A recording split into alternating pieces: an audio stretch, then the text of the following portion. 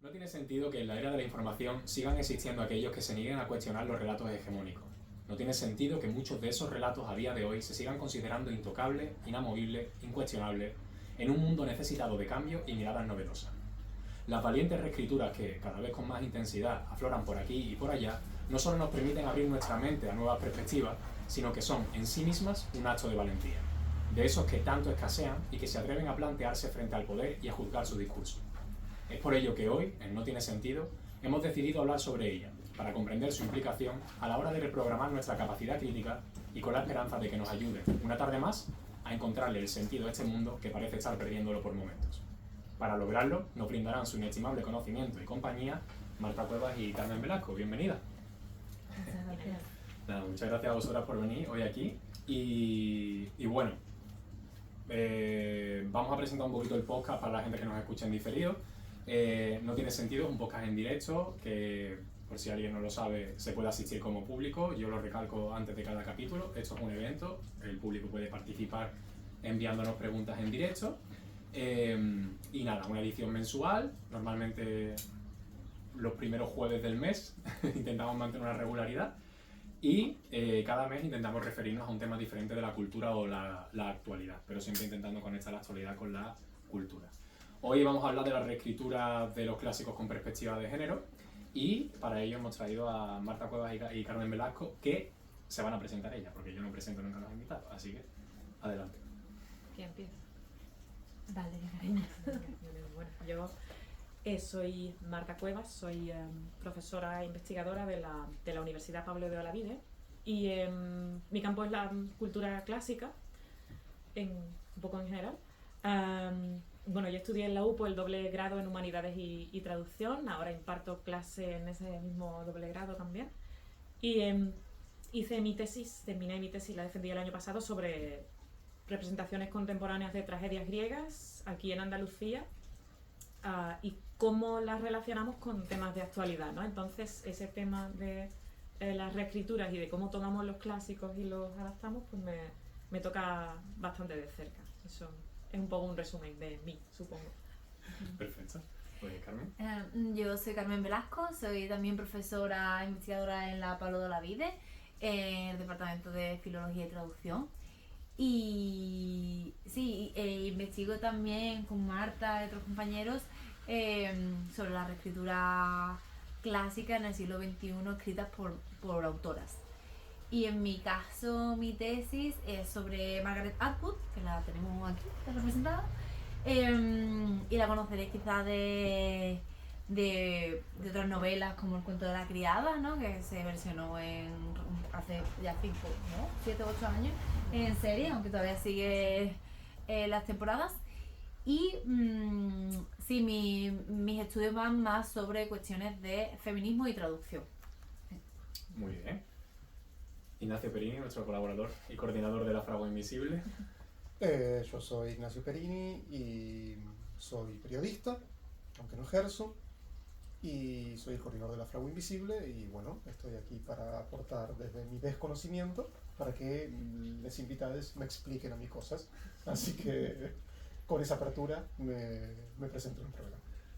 Muy bien, bueno, y por último yo soy Jorge Ávila, soy estudiante de Humanidades y, si los dioses quieren, futuro investigador.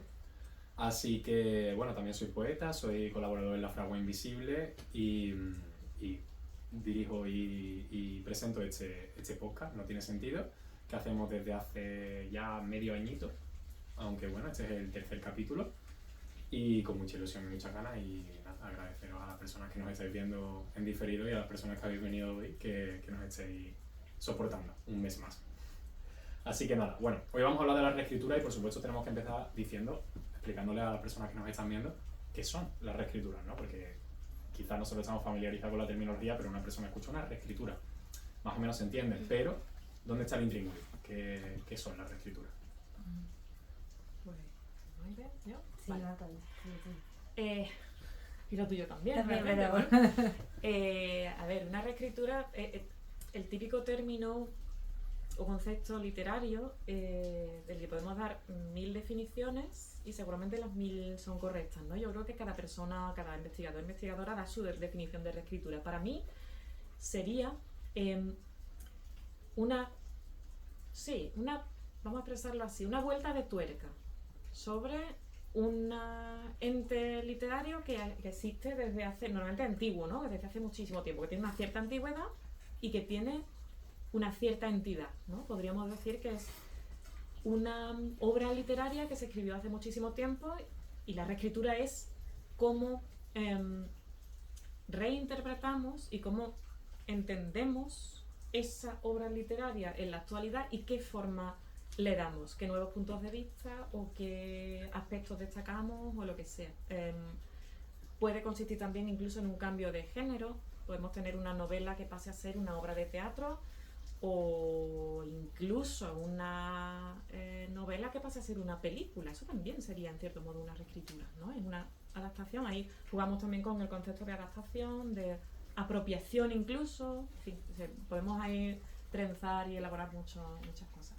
Sí, sí, me gusta la imagen de vuelta de tuerca que subrayabas, ¿no? Porque al final es verlo es mover esa historia y verla desde otro prisma, ¿no? Que no se había, pues, tenido tan en cuenta previamente. Quizás estaban ahí ciertos detalles y a partir de esos detalles, pues, la historia evoluciona diferente.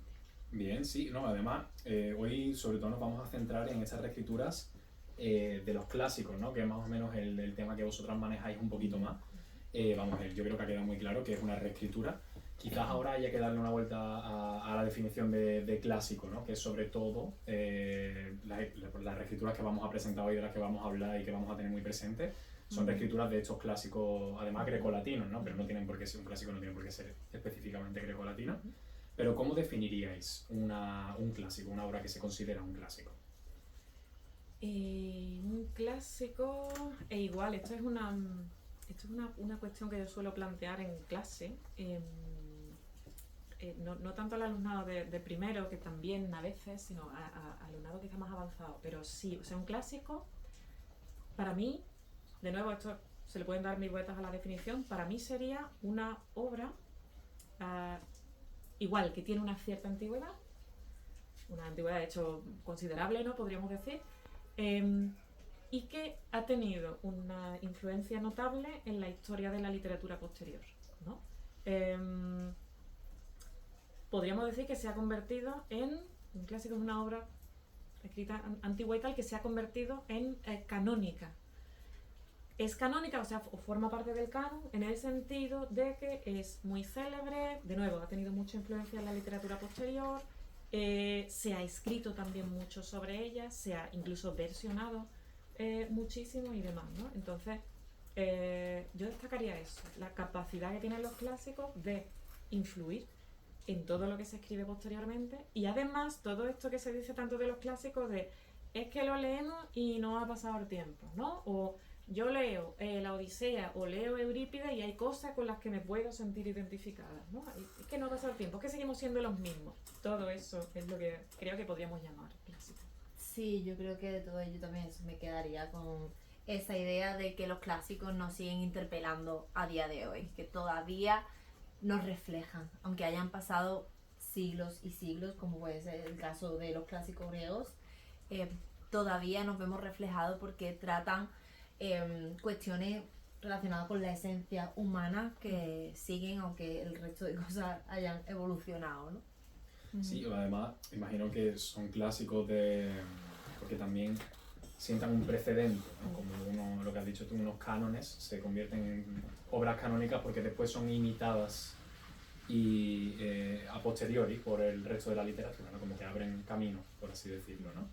Por eso también podemos decir que no todos los clásicos son grecolatinos, sino que también existen clásicos contemporáneos, porque sí, en alguna manera son pioneros en lo que hacen. Pero incluso los clásicos, investigando y demás, porque me quedo con una frase que le escuché a Carmen también decir, de que todas las obras que se han escrito después de los clásicos son reescrituras realmente, por este tema de que los clásicos son pioneros. Pero investigando sobre el podcast he leído que algunos autores dicen también que incluso los clásicos son reescrituras. Porque al final, incluso los grecolatinos, que son los más antiguos, nos han llegado como un refrito de toda la traducción, toda la transmisión oral y toda la tradición oral anterior, ¿no? Que se ha puesto por escrito en algún momento. No sé qué pensáis sobre este tema. Mira, yo recuerdo haber tenido con nuestro queridísimo Alberto Marina, profe también, compañero de la UPO y demás, una asignatura, cuando yo estudiaba el grado, doble grado, teníamos una asignatura que era el discurso narrativo, la novela, se llamaba la asignatura. Y reflexionábamos con Alberto en clase sobre, ¿es realmente 100% posible crear algo desde cero? Porque es que realmente cuando yo me pongo a escribir un poema o cuando me pongo a escribir una historia, siempre, vamos, en mi caso es un mal caso porque siempre cojo referencias mitológicas y eso porque yo soy muy friki, pero cualquier otra persona de la fragua o del slam o de la poesía que hacemos también, ¿no?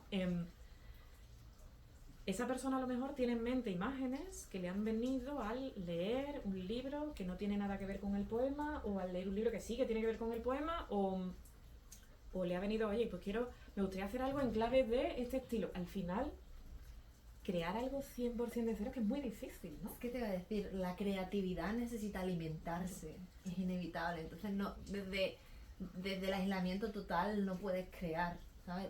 A ver, te tendrás que aislar en aquel momento que necesites concentrarte, pero necesitas inspiración. Entonces, para eso acudes a lo que han escrito otros o lo que te han contado otros, en el caso quizás de las primeras obras, más en la tradición oral, y al final siempre vamos añadiendo capas a nuestras experiencias, ¿no?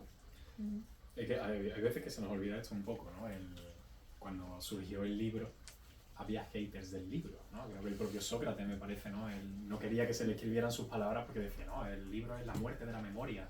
Como ahora con los móviles. Con los móviles. Pues igual antes con los libros, ¿no? Es decir, que parece que la historia como que es un poco cíclica, ¿no? Pero sí.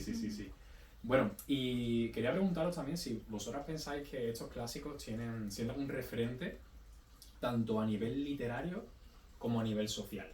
Es decir, estos clásicos ayudan a generar o incluso a perdurar arquetipos sociales a través de sus historias. Bueno.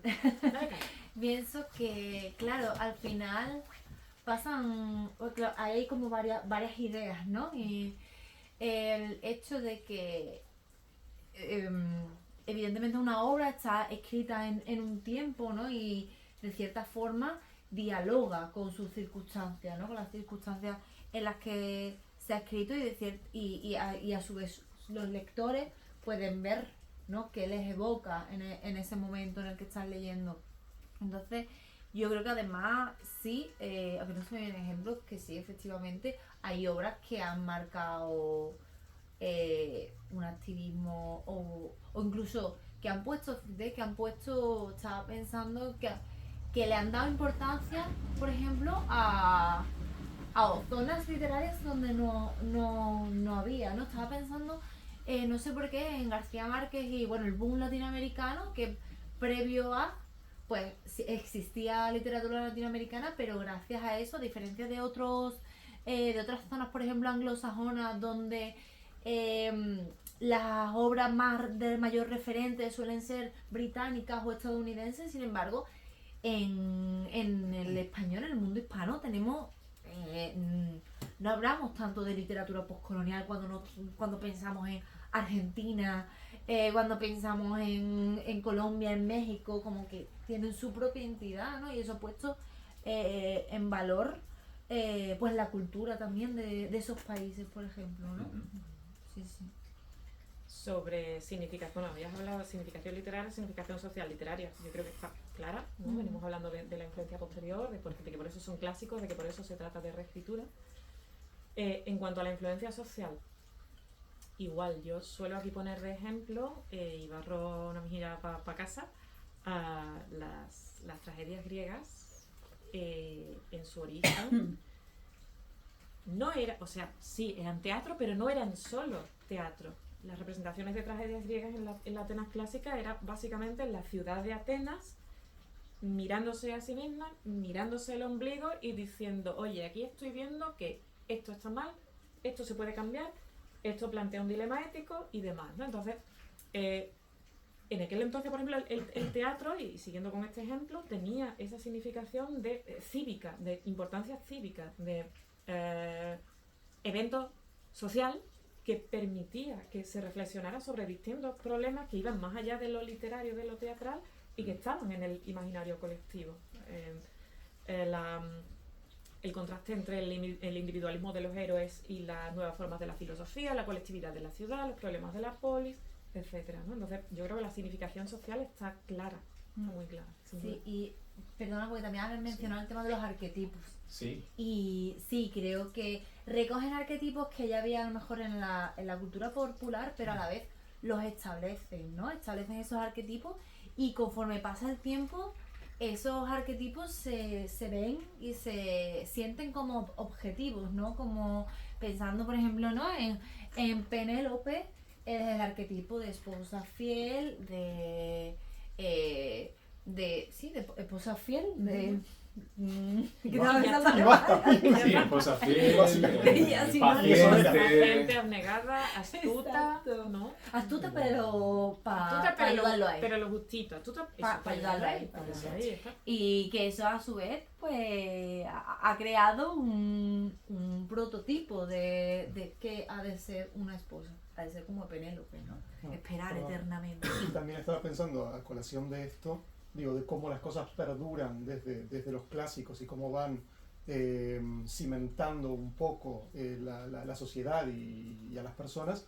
Digo, no sé, quizás estoy diciendo una burrada, ¿no? Pero el ejemplo de Edipo, ¿no? El Edipo. O sea, cómo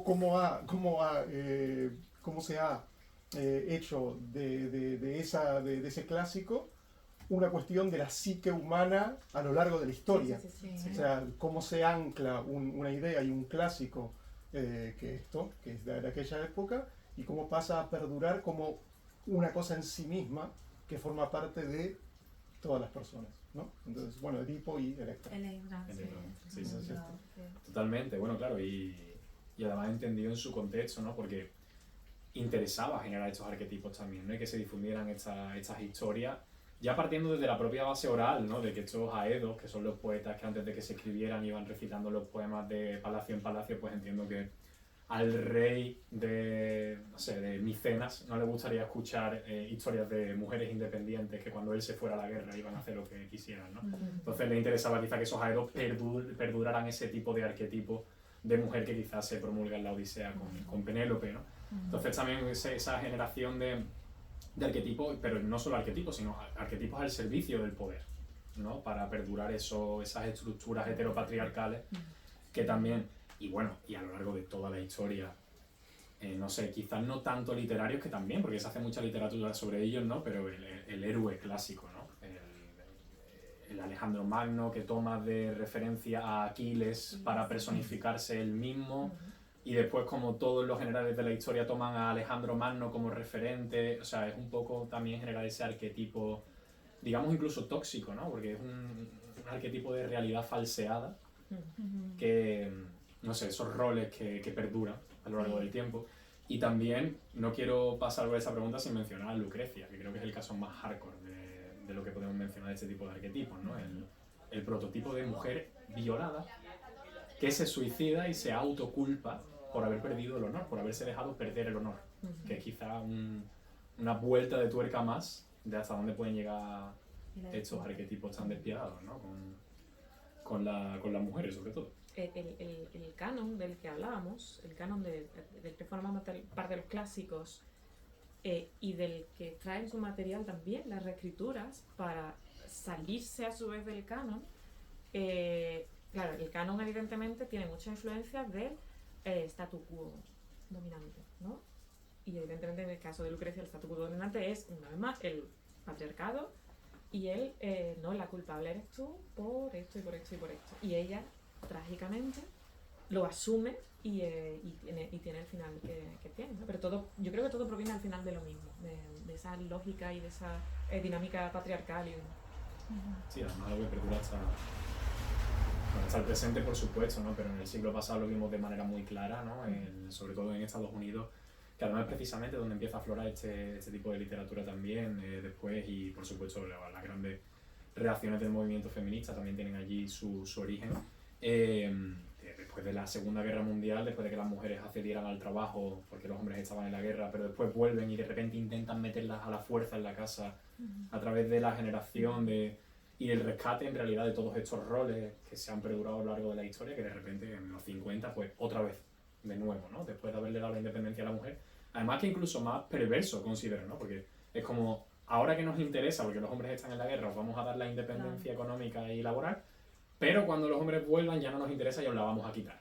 Entonces, esos instrumentos que es el poder, que al fin y al cabo la literatura y ya los medios de comunicación de masas y demás, al servicio del poder para perpetuar esos roles que parece que empezaron ayer, pero tienen unos orígenes muy antiguos, ¿no? Y en lo referente a esto, precisamente, que es el tema ya para entrar de lleno en el meollo, estas reescrituras buscan ser un cuestionamiento de estos roles y estos arquetipos que se establecen a través de los clásicos. Yo creo que Sí, ¿no? sí, Claramente. rotundamente sí, por lo menos las que estamos En viendo ahora, todas estas que en todas vemos estas, creo que aquí, en todas, sí, sí. o sea, Y las que estamos viendo sobre todo en el siglo XXI, que es ahora mismo donde nos estamos moviendo, sí, buscan cuestionar lo que se ha presentado como una verdad y como un hecho objetivo, ¿no? Como, volviendo a Penélope, el objetivo de la esposa ha de ser fiel, ¿no? Pues Atwood, por ejemplo, aquí, bueno, pone en cuestión que efectivamente que Penélope fuera tan fiel y que Penélope fuera tan entregada a la causa de su marido y demás, ¿no? Y el resto igual, ¿no? También, bueno, es que no sé si ponerme a explicar uno por uno. Sí, claro, tenemos tiempo de sobra, ¿no? Sí. Dale caña. Se me ocurre que para mí quizás, bueno, para mí la de Penélope es un cambio bastante brusco de las historias que conocíamos sobre Penélope, ¿no? Que es que esta Penélope que nos presenta Atwood es el contrapunto de Odiseo, o sea, es la otra versión de Odiseo, es Odiseo hecha mujer, con todas sus cosas buenas y sus cosas malas. Y el tema de astuto, el astuto Odiseo, aquí es la astuta Penélope. Y también no solo para el provecho de engañar a los pretendientes. Perdón. Estamos con la cabeza en inglés. Sí, perdón, me da mucha vergüenza cuando me pasa. A los pretendientes, pero también al resto de personas que hay a su alrededor, ¿no? ¿Por qué no? Si es capaz de mentir a los chavales jóvenes que estaban allí pretendiéndola, ¿por qué no al mundo entero? ¿No? Un poco pone en cuestión eso. Y también el caso de Haynes con Stone Blind, que en español se tradujo como Las miradas de Medusa. Ahí pone Haynes en grande como verdaderamente Medusa no es más que una víctima, una doble víctima, que fue víctima porque realmente lo que le pasa a Medusa es que la convierten en ese ser tan feo, según ciertas tradiciones, porque Poseidón la violó en el templo de Atenea, y Atenea, como no podía castigar a Poseidón, pues dijo, pues contigo, porque tú eres la que ha osado ser violada en mi templo, o sea, cuando verdaderamente Medusa ahí poco tenía capacidad de hacer, ¿no? Y es muy divertido, a ver, no sé, me lo voy a jugar un poco, pero si me estáis dando cancha, pues yo me meto. Y es muy divertido el inicio de este libro, que lo voy a traducir malamente en español como veo, traducción a vista, lo siento. Sí. Os veo a todos vosotros, hombres que... perdón, yo sabía que esto iba a salir mal. Veo a todos aquellos que los hombres llaman monstruos. Y también veo a los hombres que los llaman así. Se llaman a ellos mismos, estos hombres, héroes, por supuesto. Pero ya está bien. Basta de saber que el héroe no es siempre del tipo valiente y leal. A veces, no siempre, pero a veces él es el monstruo. ¿Y qué pasa con el monstruo? ¿Quién es ella? Ella es lo que pasa cuando alguien no puede ser salvado. Y así es como inicia, mejor escrito desde luego que lo que yo acabo de recitar, el Stone Blind Haynes, ¿no? Sobre ya poniendo el mood, poniendo el estilo o ese destripando ya que va a cambiar completamente el punto de vista que tenemos sobre quién es el héroe y quién es el monstruo. Como retar roles de género y pretender deconstruir roles de género y demás, o de cualquier tipo, yo creo que está claro. En mi caso yo voy a citar, Carmen ha jugado un poco más con Penélope y las 12 criadas de Margaret Atwood, con las miradas de Medusa. Yo puedo hablar perfectamente de esta de aquí, que es A Thousand Ships, las 1000 naves de Natalie Haynes, que básicamente, o sea, tenemos esta idea de que siempre se nos ha contado de la guerra de Troya y de todo lo que pasó en la guerra de Troya. Mentira, luego la gente no sabe lo que pasó en la guerra de Troya. No, yo ahí me pierdo. Bueno, en fin, imaginario colectivo, ¿no? Del mito de la guerra de Troya, aunque la referencia sea la peli de 2004 de Wolfgang Petersen, ¿no? Con Brad Pitt y todas las cosas. Claro, la guerra de Troya, el caballo, el asedio a la ciudad, todo lo que vivió ahí, también Odiseo, que es ese personaje que está por ahí, sabemos los nombres, Aquiles, Agamenón, etcétera, tal. Y las obras que nos hablan de ello, en la antigüedad en muchos casos nos hablan de esta guerra, de este asedio, de este conflicto bélico, como una cosa, como una gesta gloriosa, ¿no? Como algo que se hizo buscando tomar Troya, recuperar a Helena, castigarla, etcétera. Pero cuando pensamos, y no hace falta que nos retrotraigamos muy lejos, cuando pensamos en conflictos bélicos en la actualidad, lo que se nos viene es de todo menos, a la cabeza es de todo menos gloria, ¿no? Esta novela de las 1000 naves de Natalie Haynes cuenta todo este tema de la guerra de Troya desde el punto de vista de las mujeres, tanto troyanas como griegas, o sea, griegas que están esperando a los maridos en casa y troyanas que están metidas en la ciudad contemplando todo el horror de lo que se les viene encima, ¿no? Entonces, ¿qué hace Haynes ahí? Y es muy interesante en este sentido de construir los roles y del cambiar las perspectivas del que hablábamos también con la reescritura. Haynes cambia el punto de vista y da voz a mujeres míticas y mitológicas, a muchos personajes que vemos en Odisea, en Eneida, en tragedias de todo tipo, pero también en algunos casos, y aún así esto es cuestionable un poco porque no lo acaba de hacer o no todo lo que sería conveniente, también da algo de voz a mujeres anónimas, a las esclavas, a las sirvientas y demás, ¿no? Entonces, claro, les da a ellas la oportunidad, igual que luego hace, bueno, antes de esta novela, un poco antes, hizo Madeline Miller con Circe, les da a ellas la oportunidad de retar la narrativa, la versión oficial, sí, como decía Penélope al principio de Penélope y las 12 criadas, sí, cuestionar y retar esa versión oficial para decir, no, mira, esto no fue así, o no fue completamente así.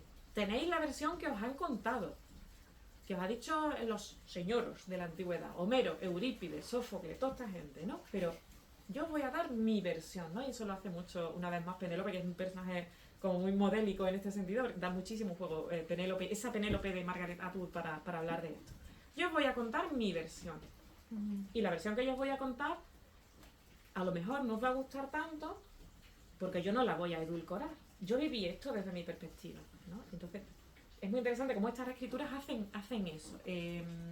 Miller le da voz a Circe. Circe es una maga, una bruja que aparece en la Odisea, en cuya isla Odiseo o Ulises recala en su viaje de vuelta de la guerra de Troya y demás. Hay un pasaje muy célebre de la Odisea en el que Circe transforma a los marineros de Odiseo en cerdos y luego él tiene que ir a liberarlos. Odiseo echa mucho de menos a Penélope, pero se acuesta gustosamente con Circe. En fin, ahí hay de todo, ¿no? Es muy divertido leer esa parte. O sea, Con todas, sí, Después o se sea, lleva 7 perdón, años he con dicho por Calipso. Calipso, He dicho Nausicaa, bueno, no sé bueno, yo. Nausicaa No sé yo. no llegó, No pero, llega, pero pero había, vamos. había ahí interés, ¿no? También era muy jovencita la chiquilla. Odiseo se acuesta con todo Kiski, básicamente, ¿vale? Y es verdad que con Calipso se lleva 7 años, creo, con Circe se lleva 1, o sea, 1 año. Sí, yo echo mucho de menos a Penélope, pero me llevo aquí 1 año contigo en el palacio porque sí. Pero lloro por Penélope, pero me quedo. Lloro por Penélope, pero me quedo. Y la ¿vale? Penélope después con 30, 40 maromos ahí de 20 y algo, ella diciendo, no, contigo no, yo con mi marido, el que me la está pegando. No digo nada. Son estas Sí, son historias este que tipo no hay, de ¿no? situaciones propias de eso, de la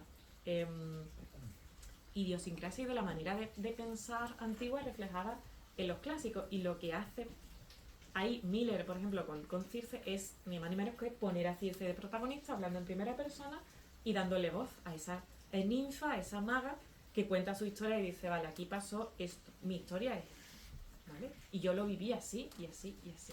Y en muchos casos las reescrituras también cambian pequeños detalles de los mitos o lo que sea e innovan un poquito, ¿no? Pero por lo general se atienen a esa versión oficial y la deconstruyen. Eso es muy, muy interesante y nos encanta investigarlo en este tipo de novelas. Sí, yo me he iniciado con la reescritura bueno, el año pasado en realidad, pero este verano me he leído La canción de Aquiles, me he leído Circe y la verdad es que me han encantado, o sea, son muy interesantes. Y bueno, yo diría que tenemos aquí las cuatro, digamos, como un poco las cuatro formas de hacerlo, ¿no? Casi, ¿no? En la reescritura, darle voz a los que no la tienen directamente, ¿no? En el relato original, el reescribir un poco el mito oficial, ¿no? Con esa medusa de Stone Blind, de Haynes. Un poco el jugar con la ambigüedad, ¿no? de Atwood con Penélope y el dar un poco más de contexto, ¿no? Que es un poco como lo que se hace con Circe, ¿no? Sí, se le crea un mundo, ¿no? propio de ella que no lo tiene. Exacto, muy bien. Sí, pues yo diría que habéis leído muy bien las cuatro, porque habéis traído más o menos las pautas que siguen, ¿no? las autoras y a la hora de realizar la reescritura, que básicamente, bueno, creo que en cómputo podemos decir que es un poco darle voz, o al menos la voz completa, ¿no? Libertad de expresión, por así decirlo, a aquellos o aquellas, en este caso, que no la han tenido en las versiones oficiales, ¿no? Sí, además creo que las voces marginales, por lo menos en estos 4 casos, se han llevado a un primer plano, porque desde en Medusa aparece también algunas Nereidas y se quejan de yo solo soy la Nereida, yo no tengo ni nombre, la Nereida. Aunque somos 50, pero aquí nadie se las quiere aprender los nombres. Las criadas de Penélope. Una única tiene nombre, ¿no? Sí, la de Rosadas Mejillas. La de Rosadas Mejillas, que aparece en la Odisea. Sí. Sí, y las criadas ahí son las coprotagonistas, son la otra versión también de la historia. Ellas dicen, vengo aquí a contar mi historia, y de hecho al principio algo explica que uno de sus objetivos era que, bueno, al final de la Odisea el querido héroe mata a las criadas porque han osado a ser violadas en su casa sin su permiso, importante, y por eso las mata. Y Atwood dice, yo siempre he estado obsesionada con esa imagen de esa y quería darle voz a ver qué pasaba con Penélope y qué pasaba con las criadas, y es eso, es ponerle el foco en un breve pasaje de la Odisea que muchos pasamos pasa por desapercibido por la mayoría de nosotros. Sí, completamente. Pero además que eso es convertir un parrafito de la Odisea ahí, en una novela, ¿no? En este caso una especie de obra de teatro, ¿no? Atwood lo plantea un poco así, ¿no? Es increíble, además muy bien documentada. Quiero decir que las autoras para hacer estas obras se documentan muy bien para permanecer más o menos fieles, o al menos dar una versión plausible de los hechos, ¿no? Que no meten ahí pura fantasía, sino que se mantienen un poco en la línea de los autores clásicos a la hora de reinterpretar la propia historia, ¿no? Es muy interesante. En muchos casos yo creo que me voy a salir un poco de esto porque se me acaba de venir a la cabeza. Una de las representaciones de tragedias que yo utilicé para mi tesis doctoral fue las vacantes del año 1987 de Salvador Tábora, con la Cuadra de Sevilla, que es una compañía de teatro legendaria de aquí de Sevilla. Y entonces Tábora, con la cual este hombre ya murió hace unos años, el lenguaje escénico de la Cuadra de Sevilla es muy de tirar de flamenco, tradiciones, Semana Santa, referencias al folclore andaluz, a la religiosidad popular y demás, y él tomó las vacantes de Eurípides y se las fagocitó un poco con lo andaluz, se las trajo a Andalucía y las contó desde lo andaluz. Ya tenemos a Ágave, la reina Ágave en el mito, convertida en Agave, así en pronunciación llana, con una bata de cola y bailando flamenco. Las vacantes son romeras que entran bailando una sevillana inclinadas así sobre con el torso hacia adelante y demás, no sé qué, ¿no? ¿Qué hizo al final Tábora con las vacantes? Y él mismo lo decía, dice, las leí, me empapé de la obra y luego hice así, con la obra. O sea, utilizó el texto como pretexto. O sea, muchas veces lo que hacía Tábora y lo que hacen estas autoras es leer el texto, aprender y desaprender, ¿no? Y a partir de ahí construir su propia versión. Y eso me parece brillante hacerlo en muchos casos, ¿no? Y no dejan de hacer eso. Se me viene a la cabeza ese pasaje, sí, de las criadas en la Odisea, y dice que Odiseo quiere que las criadas mueran por la espada porque le han sido infieles a su amo y porque han sido adúlteras y porque no han respetado a Penélope y demás y no le han sido fieles a Penélope. Y Telémaco, su hijo, decide que para que las criadas sufran más, que las va a ahorcar. Entonces dice el texto que Telémaco tomó a las criadas, se las llevó afuera y las colgó del aire. Las colgó con unos lazos de una viga o de un árbol o de no sé qué. Agitaron en el aire los pies, no mucho tiempo.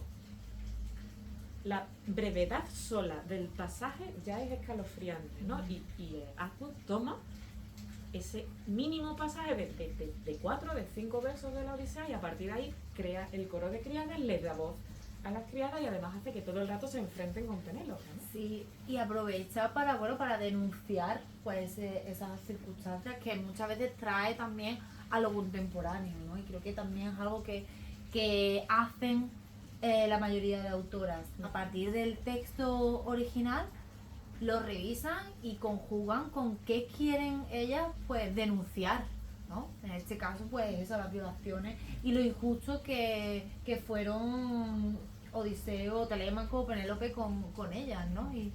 Y eso creo que es una constante en la mayoría de las reescrituras, el traer a nuestros ojos hechos de los clásicos que a lo mejor no habían pasado más desapercibidos, incluso bueno, entendíamos, no lo justificábamos también con, bueno, son cosas de esa época, no los vamos a juzgar desde la perspectiva actual.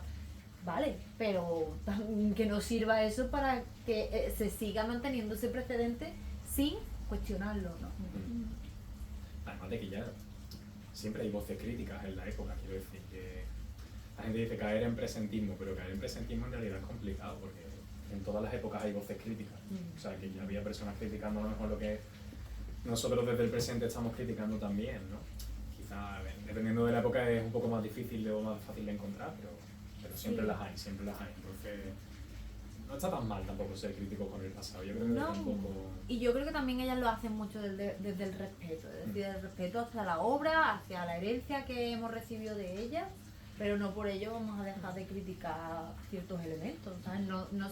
No impiden, de hecho, si acaso animan más a la lectura de los clásicos, ¿sabes? No impiden, acaban queriendo cancelar estos clásicos, ¿no? No es el objetivo de estas autoras, sino más bien traerlos aquí, bueno, destriparlos aquí desde nuevas perspectivas y añadir voces que no se han conocido y bueno, y decir, bueno, y también invitar un poco a la lectura del texto original, ¿no?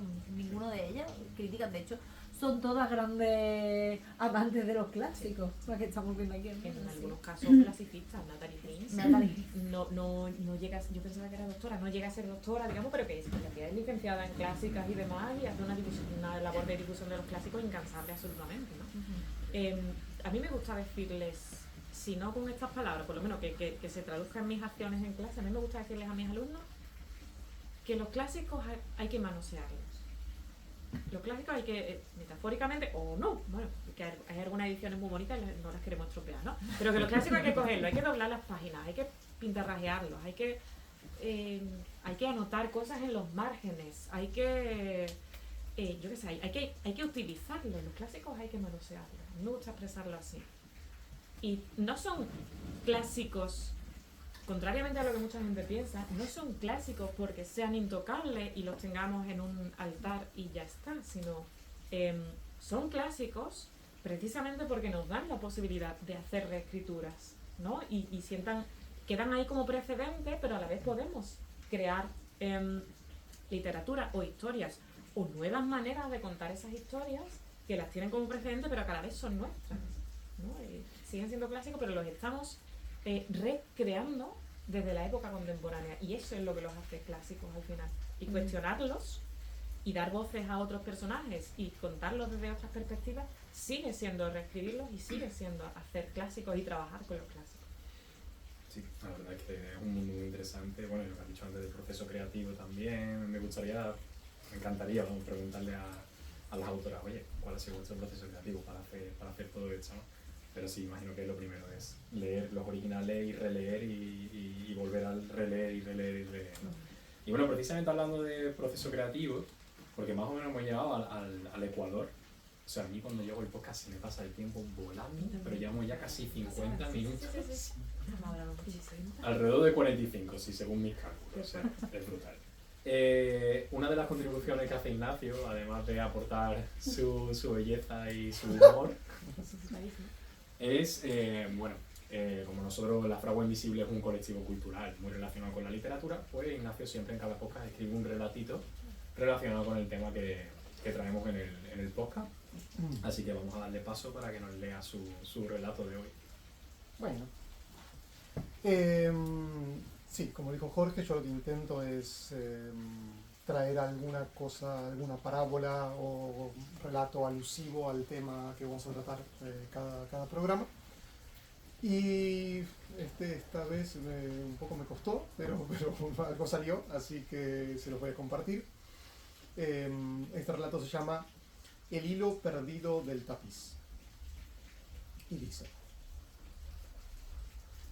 dicen que en el salón del tiempo cuelga un tapiz que guarda toda la historia del mundo. Un tejido tan antiguo que nadie recuerda quién lo empezó. Algunos dicen que fueron los dioses, otros los cronistas de los primeros imperios, pero desde siempre cada generación se ha detenido frente a él para decir: así fue, así somos. El tapiz mostraba gestas, conquistas, héroes de mirada severa, mares atravesados por flotas gloriosas, reyes con cetros sabios, con pergaminos, y en los márgenes pequeñas figuras apenas visibles. Mujeres que ofrecían copas, sujetaban antorchas o llevaban niños en brazos, como sombras que sostenían el peso del relato. Y los finos, detalles menores, eso decían los guardianes del salón. Cada año el tapiz era restaurado. Los tejedores imperiales repasaban los bordes, reforzaban los colores, añadían símbolos nuevos para que la gloria nunca se apagara. Y así la historia seguía pareciendo entera, inmutable, perfecta. Hasta que un día una joven tejedora encontró algo extraño. Entre las capas de hilo dorado vio una hebra que no coincidía con el patrón. Era delgada, casi invisible, y sin embargo parecía brillar por dentro. Intentó seguirla con la mirada, pero el hilo desaparecía bajo capas de siglos. Curiosa, lo tocó, y el tapiz tembló. Primero fue un temblor suave, como un suspiro. Luego, un estruendo. Las escenas comenzaron a moverse, los héroes perdieron sus coronas, las batallas cambiaron de rumbo, y en el fondo del tejido comenzaron a aparecer rostros nuevos, mujeres con arcos, con libros, con cicatrices, ni diosas ni sombras, personas. La joven retrocedió asustada. Las demás tejedoras acudieron corriendo. ¿Qué has hecho?, gritaron. Has roto la historia. Pero cuando intentaron volver a colocar los hilos, ya no pudieron. El tapiz parecía vivo, reordenándose por su cuenta. Los nombres grabados en oro se disolvían como tinta en el agua. De los márgenes brotaban voces antiguas, canciones sin firmas, gestos de amor y rebeldía que nadie había querido recordar. Cuando terminó, el salón estaba cubierto de hilo. El tejido no era el mismo. Sus hilos se habían mezclado, cambiado de forma, de ritmo, de voz. Ya no había centro ni borde, todo estaba entrelazado y, sin embargo, el tapiz seguía contando la historia del mundo. Solo que ahora era otra historia. Durante días la gente acudió a verlo. Algunos lo rechazaron porque no soportaban verlo cambiado. Otros se quedaron en silencio, sin saber cómo nombrar esa nueva belleza.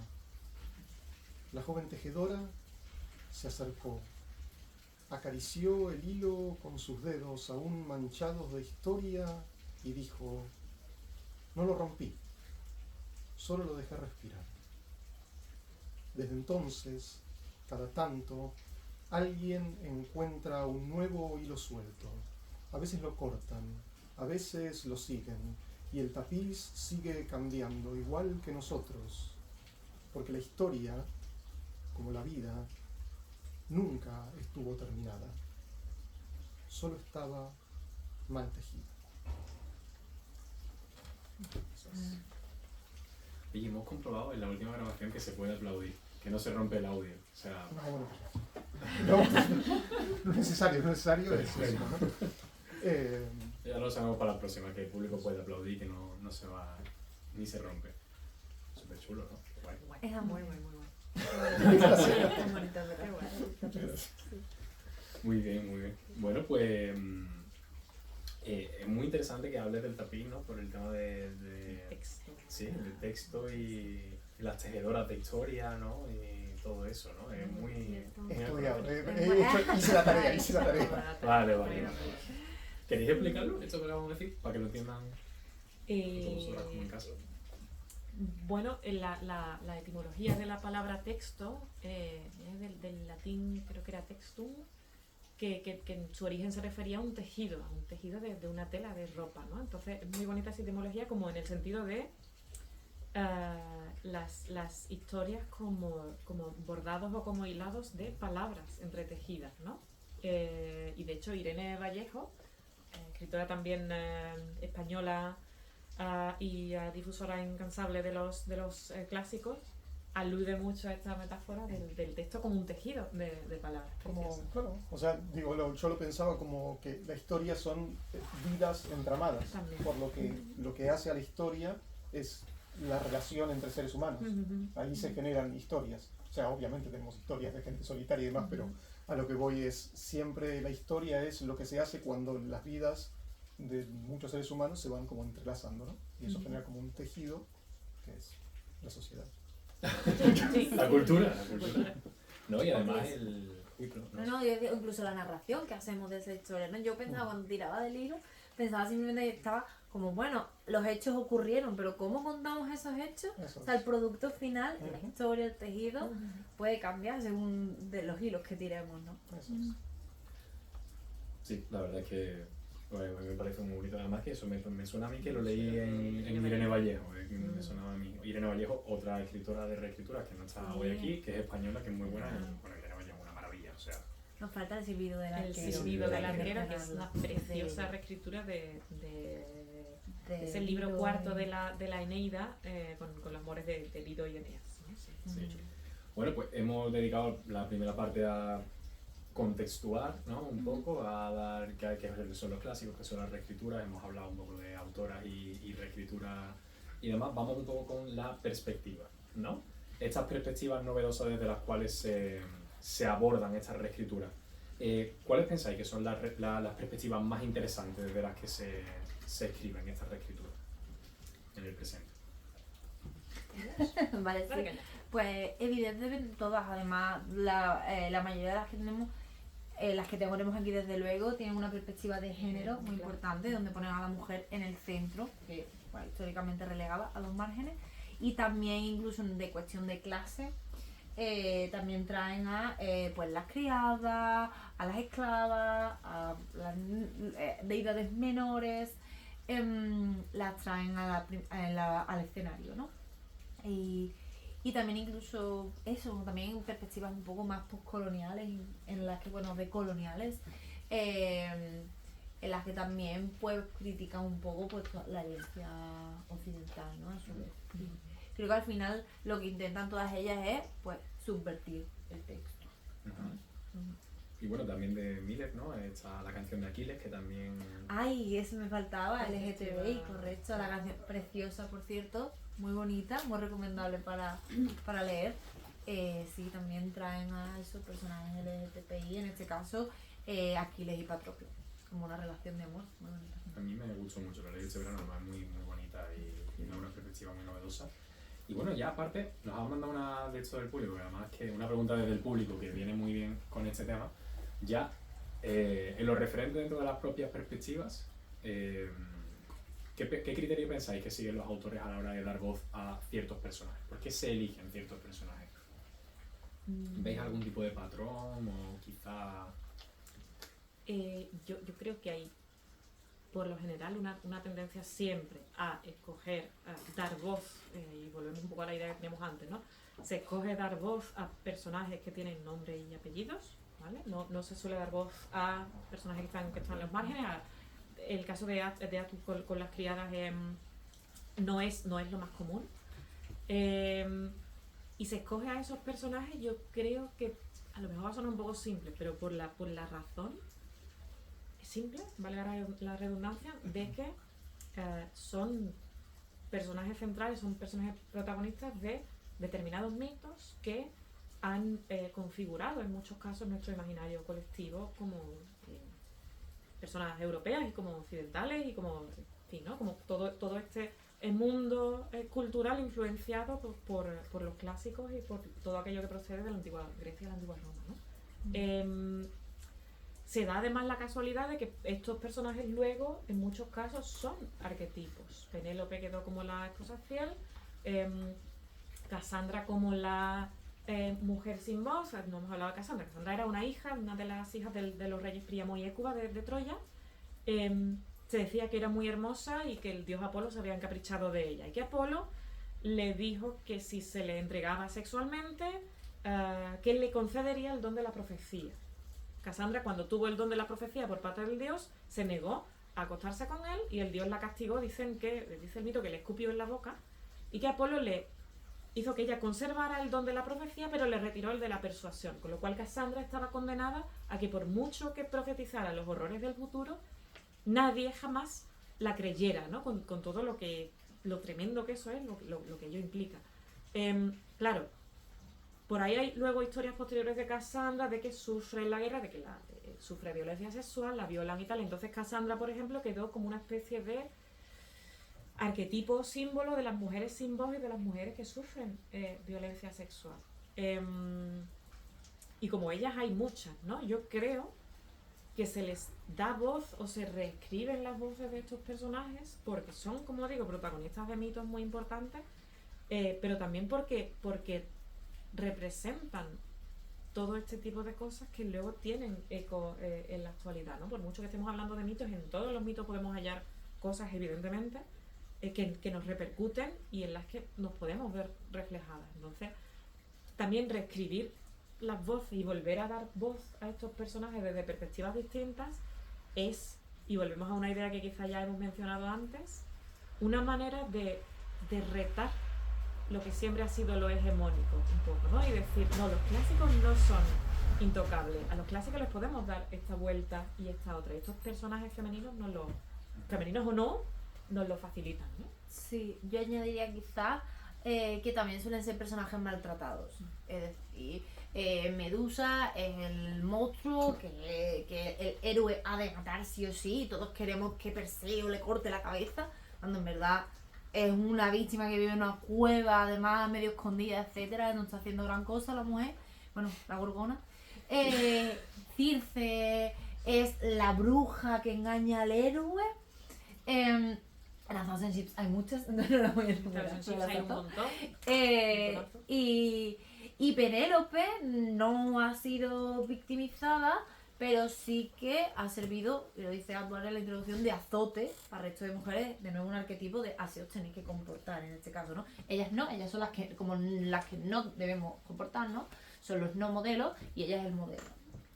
Un poco elegir o el personaje clave o el personaje clave para poner en entredicho la versión del personaje clave, ¿no? Por así decirlo, ¿no? Un poco dar donde duele un poco, ¿no? Ahí en el texto.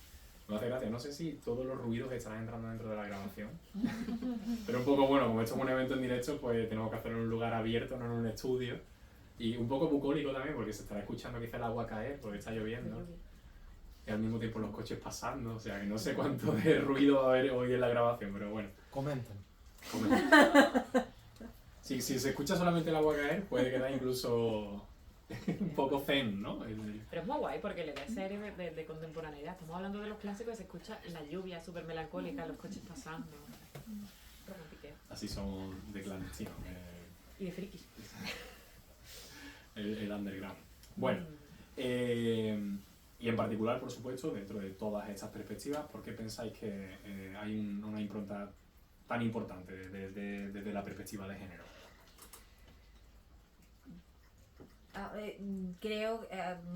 Considero que es en ese objetivo de subvertir, de acabar con lo hegemónico al final.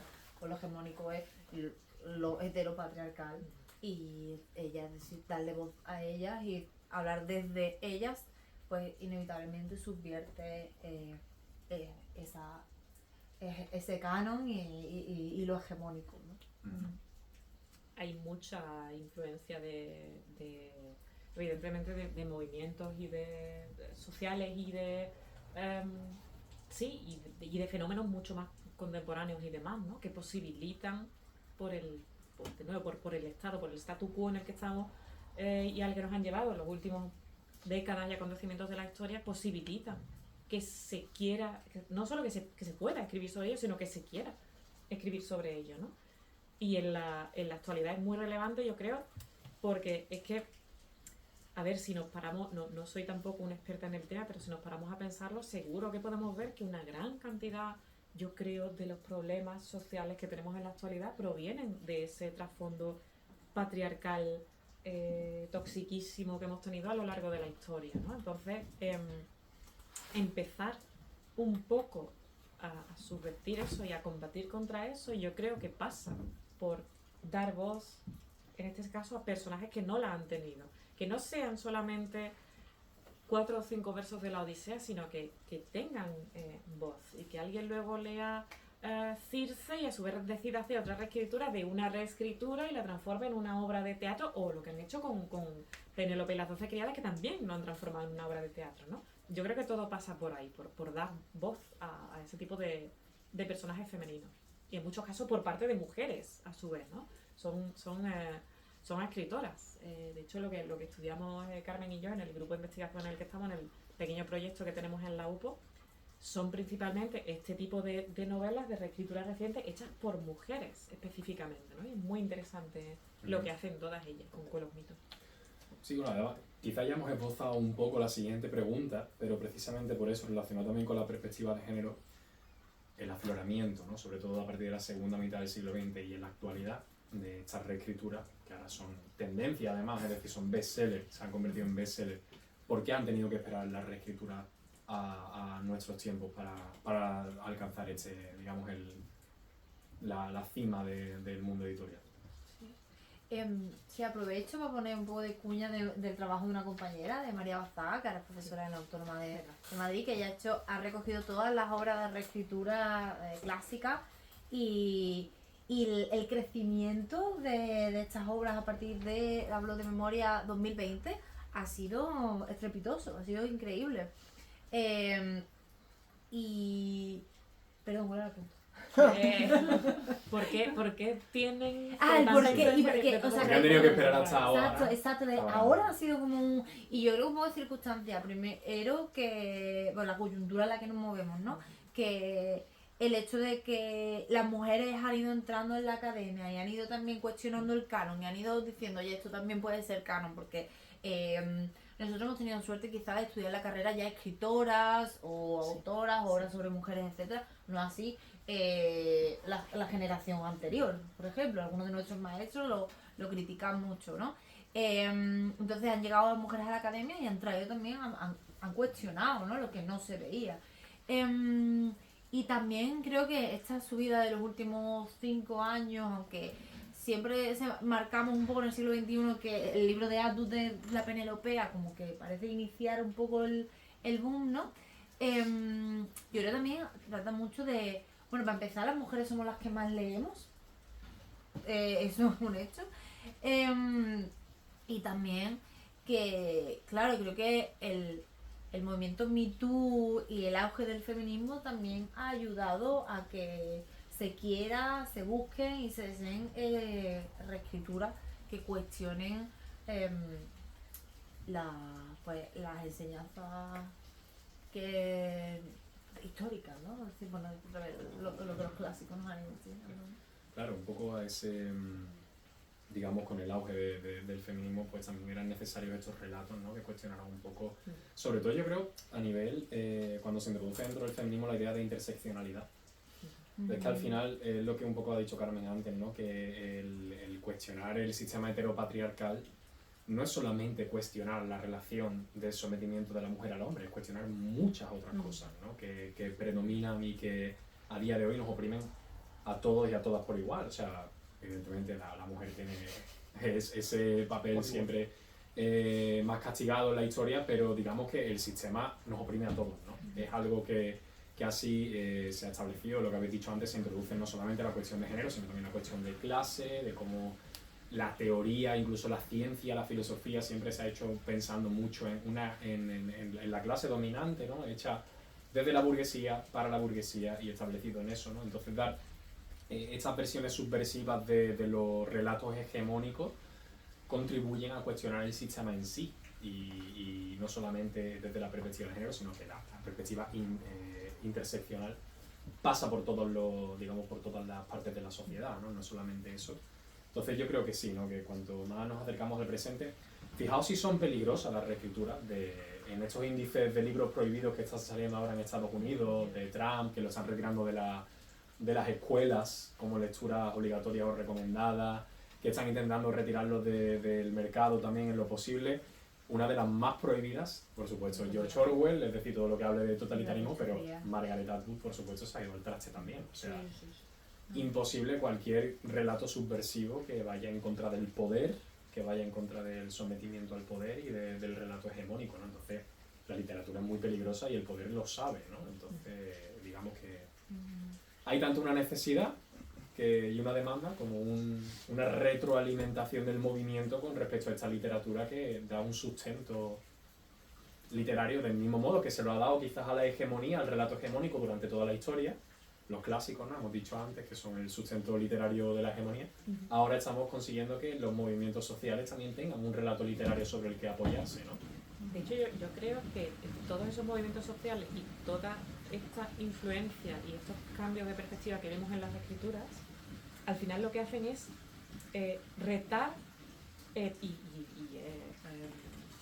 cuestionar todo aquello que se ha venido dando o considerando como lo por defecto.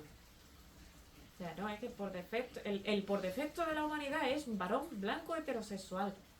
Bueno, es que hay otro tipo de... No tiene por qué ser un por defecto como lo único aceptable o como aquello que se considera como aceptable en primer lugar, sino que hay otras realidades y hay otras cosas, ¿no?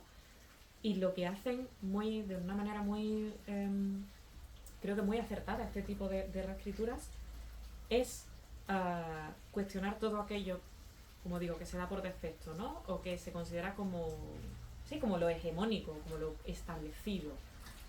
Se le da voz a las mujeres, se plantea también esa diferencia de clase con las criadas en el caso de Atwood. Se plantea vagamente en algún que otro caso, vamos, y ahí ya nos salimos un poco de este tipo de reescrituras de personajes femeninos, pero esa novela de Miller sobre Aquiles y Patroclo, pues también, ¿no? Y ahí ponemos a la luz, sacamos a la luz las relaciones no normativas de género y demás en la antigüedad. Es un cuestionamiento de todo aquello que forma lo que asumimos de entrada como correcto o como aceptable o como normal, porque la normalidad y lo aceptable y lo correcto también están en otros ámbitos y es lo que sacan a la luz las reescrituras.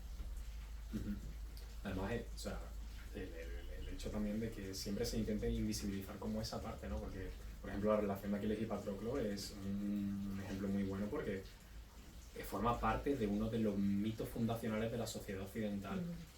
Es una relación homosexual y es como si forma parte del mito fundacional, es decir, en la sociedad tenía que existir también, ¿no? Si hay un hito representativo dentro de ese modelo, quiere decir que es algo que ocurría, por mucho que tú hayas intentado invisibilizarlo durante todo el tiempo.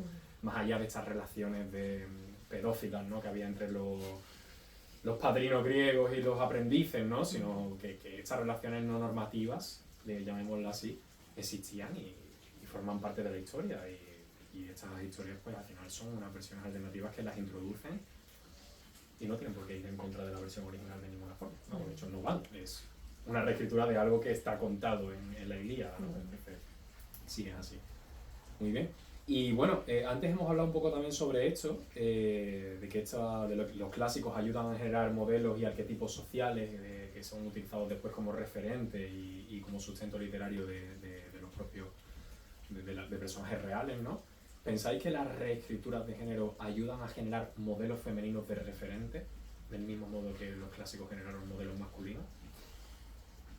Yo creo que todo contribuye y evidentemente ahora mismo vivimos en una sociedad, iba a decir multicanal, no es la idea, ¿no? Pero como que tenemos muchas posibilidades de ocio y de aprendizaje y de estímulos y demás. Tenemos series, tenemos películas, tenemos videojuegos, tenemos por supuesto novelas, teatro, cómic, manga, etcétera. Entonces yo creo que al final las posibilidades de crear personajes femeninos diferentes y que de nuevo reten estas asunciones de los mitos, de la mitología y demás, nos viene por muchos medios. Y las reescrituras de los clásicos son solamente uno de esos medios, ¿no? Pero yo creo que sí, que indudablemente ayudan a crear otros roles. Perdón, me parece también interesante en el sentido de... Una cosa es crear nuevos personajes para contar historias nuevas y otra cosa muy distinta, pero que me parece súper valiosa, es tomar los clásicos, ¿no? Porque si tú simplemente escribes cosas nuevas, en un punto dices como, sí, existe una mujer exactamente igual a Penélope, pero también existen estas. Y la reescritura me parece que dice un poco, un momento, existe Penélope, pero es más complejo que eso. Entonces me parece que está bueno también el tomar personajes y no darlos por sentados ya a esos personajes para luego sumarle a otros, sino decir, hey, todos estos personajes tienen otra complejidad, no es que ese personaje termina ahí donde termina ese libro y es solamente eso, sino que podemos pensarlo y repensarlo para también poner un contexto en el cual todos los seres humanos pasan por muchas cosas y a veces están hipersimplificados algunos personajes. Entonces me parece que en ese sentido es súper valioso la parte de la reescritura, ¿no?